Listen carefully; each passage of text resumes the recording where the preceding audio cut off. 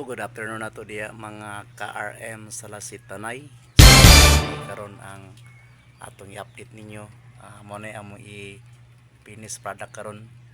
So usa ni sa kalong nya puro ni siya arm. So ato ning i-finish niya kay pakita ninyo niya ang finished product. So i-deliver ni siya sa Mugita. So duha ni kabuok siya nga dagko. So mo ni ang iyang usa. So mo na yang usa ka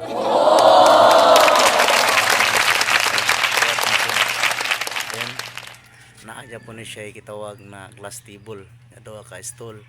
So mao na ato karon ipakita ninyo unya ako sa i-finished product. So para makita ninyo.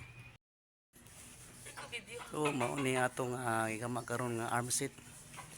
So duha ni siya ka arm nga long arm set.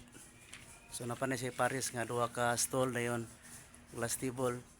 So mo na ato i-deliver sa Mugita. Dayon napanay siya 5 pelos free. So mo na siya.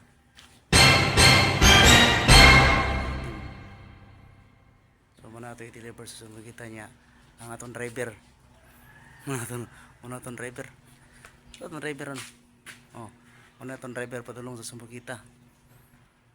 So muna itong kauban si Renz Mateo Duran. So muna ang iyang maintranig boxing kay Pilipinas man siya. So muna ito kuyog sa deliver sa Lasit. So salamat.